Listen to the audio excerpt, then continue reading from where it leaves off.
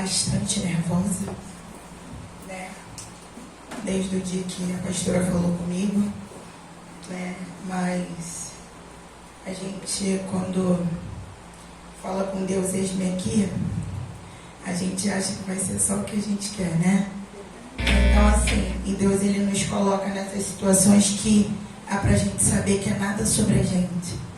E eu louvo a Deus porque desde o início que eu cheguei aqui, peguei metade da escola bíblica e a palavra a qual o Senhor colocou no meu coração tem se confirmado desde a escola bíblica. Eu vou pedir à igreja para que abra num livro de Neemias. Essa palavra Deus me deu na terça-feira à noite, né? Eu cheguei até a explanar um pouco dela, falar um pouco no monte, né? Onde eu estive ali com a diaconisa Tamires, em Neemias capítulo 6. E no decorrer da semana, né, eu pedi ao Senhor para abrir minha mente. E Ele me deu algumas coisas. Eu não sou pregadora, tá? Mas eu vou falar aquilo que o Espírito Santo Ele colocou no meu coração. Porque primeiramente a palavra ela corta em mim, né? E depois para a igreja. Então vamos ler Neemias capítulo 6, a partir do primeiro verso, que diz... no título da minha Bíblia ele vai falar: os inimigos conspiram para intimidar Neemias. A sua Bíblia pode estar um pouco diferente, mas nada do que fuja disso. Tendo ouvido Sanbalat, Tobias, Gesem, o árabe e o resto dos nossos inimigos, que eu tinha edificado um muro e que nele já não havia brecha nenhuma, ainda que até este tempo não tinha posto portas nos portais, Sanbalat e Gesem mandaram dizer-me: vem, encontre-nos na aldeia no Vale do Ono. Porém, intentavam fazer-me mal. Enviei-lhes mensageiros a dizer: estou fazendo uma grande obra, de modo que não poderei descer. Porque se descer, cessaria a obra, enquanto eu deixasse e fosse ter convosco. 4 vezes me enviaram o mesmo pedido, e eu, porém, dei sempre a mesma resposta. Então Sanbalat me enviou pela 5ª vez o seu moço, ao qual trazia na mão uma carta aberta, e do teu seguinte: entre gente se ouviu, e Gesem diz que tu és os judeus e tentais revoltar-vos, por isso reedificas o muro, e segundo se diz, queres ser o rei deles. Somente até aqui. A igreja pode sentar? Eu dei uma pincelada no livro de Neemias e eu li no início, né, que Neemias ele recebe uma notícia a qual a cidade aonde morava os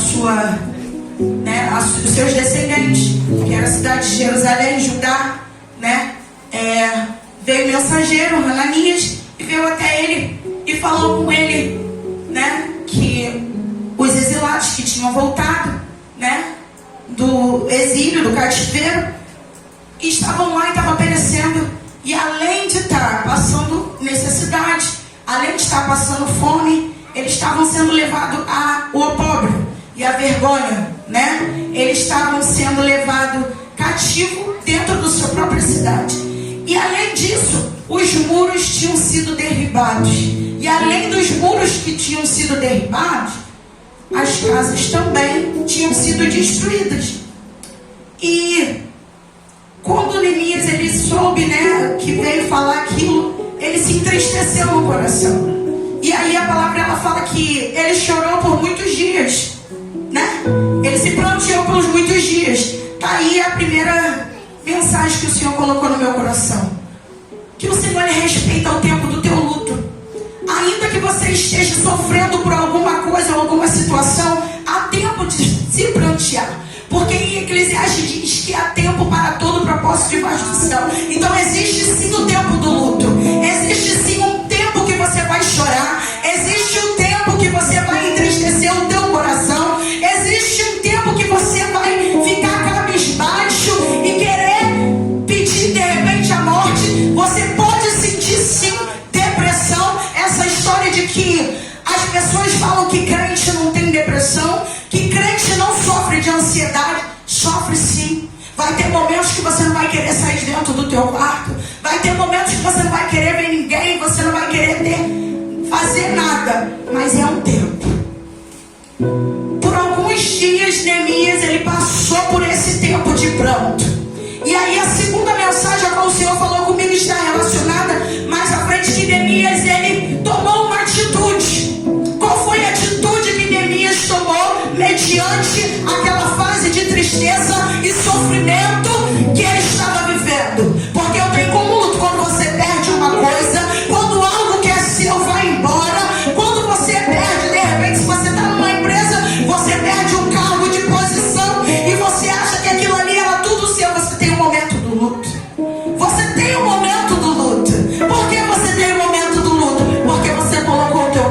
ali. Você colocou algumas expectativas ali. E muitas das vezes você olha para você e fala: Senhor, por que comigo? Por que aconteceu comigo? Eu estou falando aqui, eu estou falando para crente, porque Neemias não era de dia. Apesar de ele saber aquilo que o povo estava passando, que era por rebeldia, que o povo foi exilado, foi por rebeldia, foi por ter desobedecido, foi por desobediência. Neemias era crente. E aí muitas das vezes você passa por uma situação dentro do teu lar, dentro da tua casa, e você fala assim: eu sou crente. Sou crente. Por que eu estou passando por isso? Por que eu estou passando por isso? E aí essa semana meu irmão me mandou um vídeo. Meu irmão não é cristão, ele me mandou um vídeo no Instagram, ele está em Juiz de Fora. E ele me mandou um vídeo de uma pregação de um pregador que falava, eu não sei bem quem é, mas ele não é daqui, ele parecia angolano. E ele falava que todas as vezes uma irmã ia até ele e falava, os irmãos iam até ele: pastor, ora por mim, estou passando uma prova. Pastor, ora por mim, porque eu estou passando uma prova. E aí o pastor perguntava para ela: quanto tempo você está passando nessa prova? Tem um mês? Tem 6 meses? Tem um ano? Aí ela falava: não, pastor, eu estou passando uma prova há 10 anos. Há 10 anos que eu visito meu marido na cadeia. Ele falou: você não está passando prova. É consequência da tua escolha.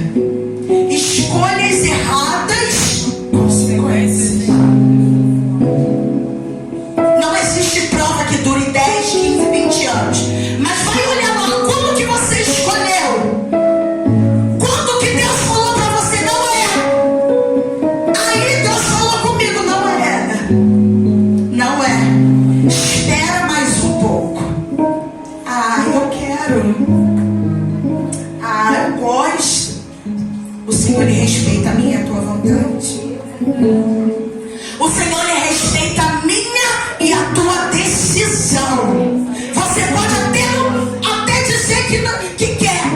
Ele vai te dizer, ele vai te mostrar, ele vai te dar sinais, mas a escolha é sua. O livre-arbítrio é seu. E o que fazer? E o que fazer? Mediante a isso, se eu sou crente, eu vou me revoltar? Eu vou voltar lá pro cativeiro de onde Deus me tirou? Que ele me deu um nome, ele me deu uma identidade, ele mudou a minha história. O que eu devo fazer? Qual é a atitude que eu devo tomar mediante isso? Mediante o que se levanta e vem contra a minha vida. Eu vou me revoltar contra Deus? Eu vou dizer: Senhor, eu estou passando por isso, por quê? Não, eu tenho que me revoltar contra a situação. Porque a palavra diz, ela diz: e não vos conformeis com este mundo, mas transformai pela renovação do Espírito Santo. Então, eu entendo que Neemias, ele tomou uma atitude. Ele orou, ele jejuou por alguns dias, se arrependeu, e Deus fez o quê? Ouviu. Porque ele não despreza um coração contrito e quebrantado. Porque o quebrantado coração, ele move a mão de Deus. Então, onde há arrependimento, o Espírito Santo entende, ele busca, ele procura, ele vem como um radar. E se ele sentir a quentura do teu coração arder e se arrepender, ele se compadece, igreja. Ele se compadece do mal que ele tem pra você, do mal que ele tem pra tua vida, do mal que ele tem pra tua geração. Tu até colheu até aqui o que você plantou, mas daqui pra frente, ele vai tirar o jugo. Ele vai tirar o jugo que está sobre os teus ombros. Mas vamos voltar para a palavra. E aí Neemias, se arrepende, ora, fala com Deus, clama, jejua, pede a Deus uma estratégia. E muitas das vezes você fica esperando o profeta falar. Neemias não procurou o profeta. Neemias foi direto a Deus, aqui podia resolver o problema. Aleluia! Muitas das vezes você fica, Deus já te deu no teu coração, já falou com você no íntimo, já te respondeu e você pede sinais. E você pede sinais. Neemias, ele não pediu sinais. Ele teve o tempo do luto, ele teve o tempo do jejum, ele teve o tempo da oração e depois se levantou e foi. O que ele fez? Ele foi primeiramente ao rei, a qual ele servia. E aí foi a terceira mensagem que o Senhor falou comigo. Neemias, ele era servo de Deus, mas ele tinha uma vida secular. Ele tinha um patrão. Ele era servo de um rei. Então ele exercia um cargo de confiança. Ele tinha uma patente ali naquele lugar. Ele pode não ser um cara grande, mas ele servia alguém que era grande. Então ele precisava fazer o quê? Dar satisfação. E aí o rei, quando olhou para ele e perguntou, olhou para ele e falou: tenho te visto triste? O que está acontecendo? Porque assim, quando a gente trabalha e a gente dá o nosso melhor, não adianta. A chefia te conhece. A chefia, ela conhece você, ela conhece cada um funcionário que ela tem. Ela conhece. Então, Neemias era um cara íntegro. Entendeu? Ele era um cara que fazia o serviço dele muito bem, que estava ali sempre pronto a servir. Então, quando o rei olhou para ele, viu o semblante descaído, o rei perguntou o que estava acontecendo. E aí, Neemias falou. Muitas situações, a gente chega no ambiente do nosso trabalho e a gente chega de cara emburrada e a gente não fala com ninguém. E às vezes é preciso a gente comunicar. Sabe por que é preciso a gente comunicar? Para a pessoa, porque ninguém vem com letreiro aqui, ó. E aí a tua liderança, se tu é um funcionário do bem, se tu faz o que tem que fazer, ele vai entender. Não, ela está passando por um momento. Vou dar o apoio que ela precisar. O apoio que ela precisar para executar o que ela precisa fazer, eu vou dar. E aí Neemias falou o que estava acontecendo e pediu. Olha como é que ele respeita. Ele pediu para se ausentar.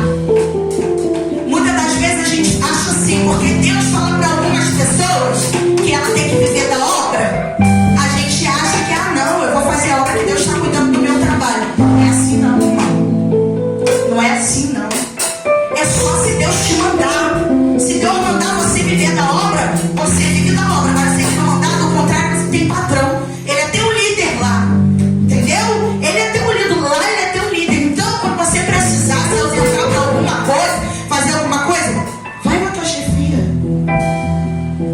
Vai no teu líder. Entendeu? E fala com ele o que você precisa. E aí o que me chamou mais atenção foi porque o rei, ele não decidiu sozinho. Aí agora, mudando para a liderança espiritual, o rei, ele tinha uma rainha. E foi do lado dela, em conjunto com ela, que ele decidiu. Sabe qual a pergunta que ele falou? Quanto tempo você vai precisar se ausentar? Por quanto tempo? E Neemias deu um prazo para ele, mais ou menos de quanto tempo ele precisava para fazer. E através disso ele falou: olha, mande carta também aos reis, porque eu vou precisar de madeira para reconstituir não só os muros, mas as casas das pessoas. O trabalho que Deus te dá é recurso para você colocar na obra. É recurso para você ajudar a tua igreja. É recurso para você, mas Deus não dá nada para os nossos próprios deleites. Ele dá porque Ele quer nos usar como instrumento na obra. E muitas das vezes a gente, é do lanche, é da pizza. E não esquece que se não for o Deus da providência, como foi cantado aqui, não tem lanche, não tem oferta, não tem a unha da semana. Então, faz primeiro por reino. Porque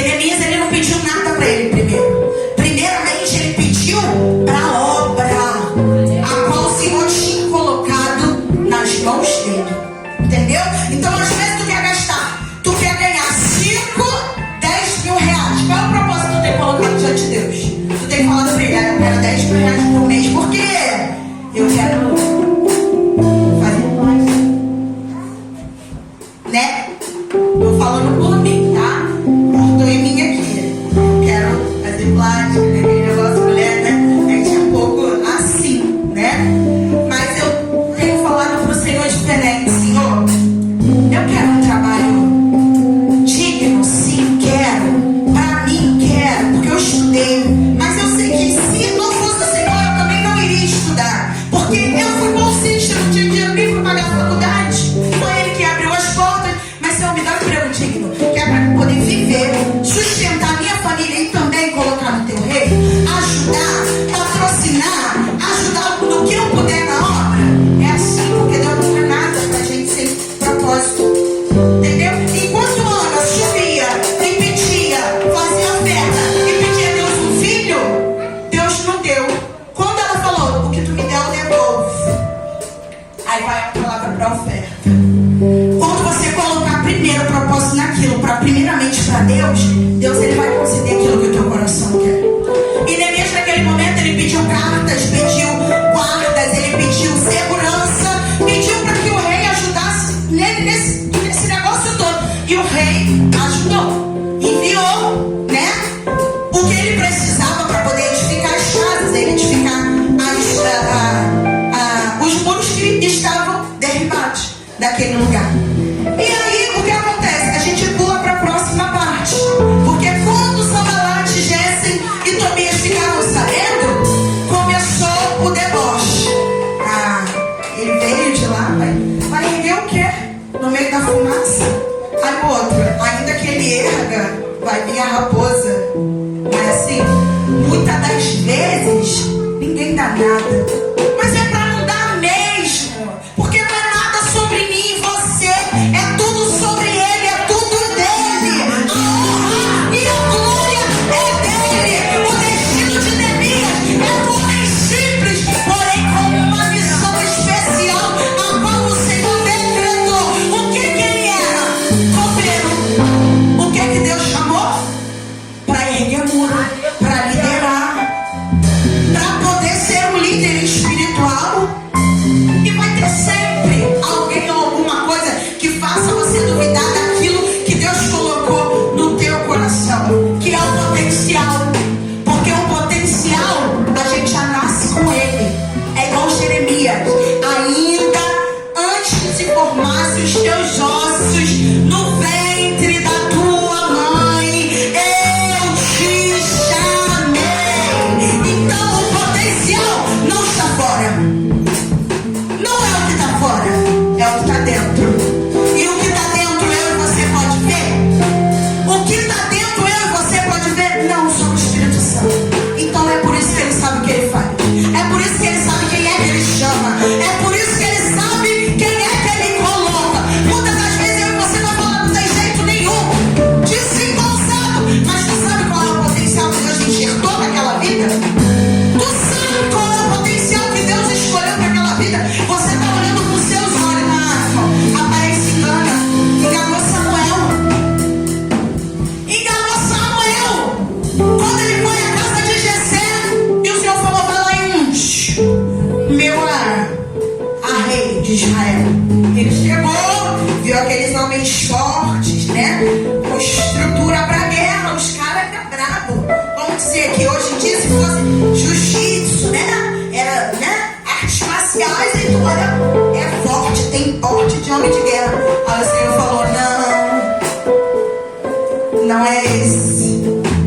Não é esse. É aquele que está lá, ó, escondidinho. Porque tu atentas para a aparência. A aparência não quer dizer nada.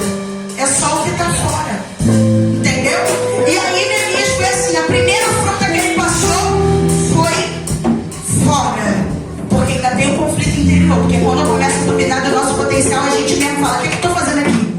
O que eu estou fazendo aqui? Mas eu não estou para isso. Mas tu não dá mesmo. Eu não dou e tu não dá e ninguém dá. Mas quem te chamou é que te escolhe, é te capacita. Aleluia. E a segunda mensagem é que Neemias, ele ficou calado. Tem muitas coisas que Deus vai dar pra gente, não é para falar, é para calar e executar. E aí Deus chamou ele como líder, porque ele escolheu. E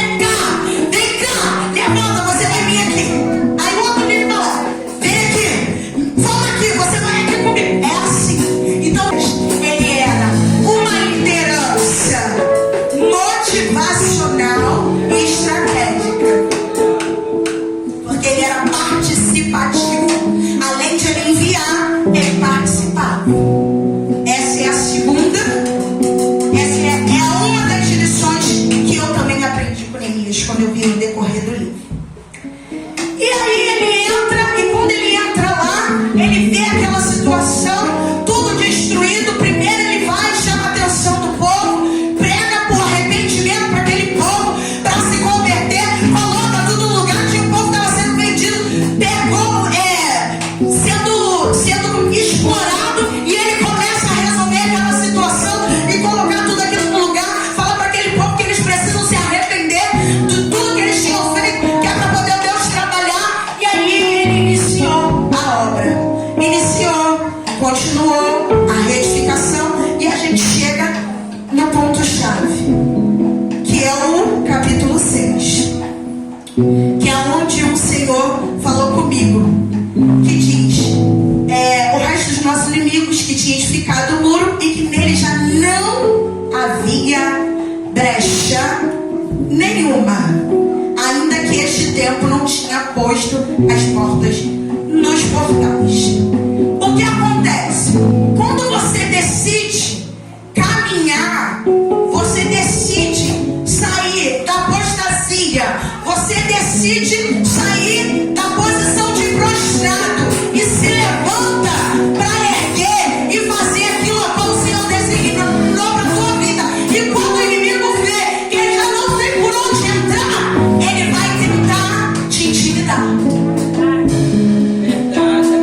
Ele vai tentar te intimidar e fazer com tudo com que você perca a atenção do que você está fazendo. E aí ele mandou, Sanbalate,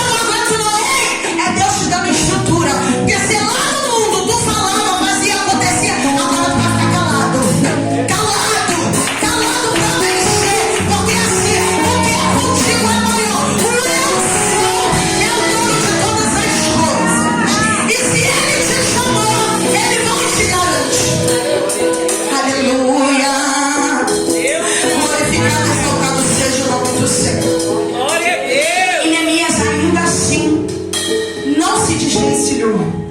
O que eu tenho? O maior exemplo: perseverança. Porque você pode ter tudo. Você pode ter unção, você pode ter dom, você pode falar em línguas, você pode rodar no mistério, você pode ter o dom da profecia, mas se você não tiver temperança e mansidão, se você não tiver perseverança, você não suporta. Você não suporta. Porque quantos cantores, quantos pregadores caem na mídia? Porque não tem os frutos do Espírito. Não tem os frutos do Espírito. E Deus, Ele está aperfeiçoando, Ele está trabalhando na minha e na tua vida para dar os frutos do Espírito, a qual nós precisamos para vencer as adversidades da vida. E é por isso que essa obra ainda não completou. É por isso que essa obra ainda não terminou. Porque ainda não é o fim, ainda não é o tempo. Os portões ainda precisam ser colocados. Mas existe o guarda de Israel, o Todo-Poderoso. Ainda, se você fez a tua parte, tu fechou as brechas, ergueu o muro, ainda que os portões não estejam lá, o guarda de Israel, ele está. Ele está sobre a tua casa, ele está sobre o teu trabalho, ele está sobre a tua vida financeira, ele está sobre a tua família, ele está lá. Ele está lá. Não desista. Não desista. Aleluia. E fechando sobre isso, perdi. Me ajuda, igreja. Dá glória aí.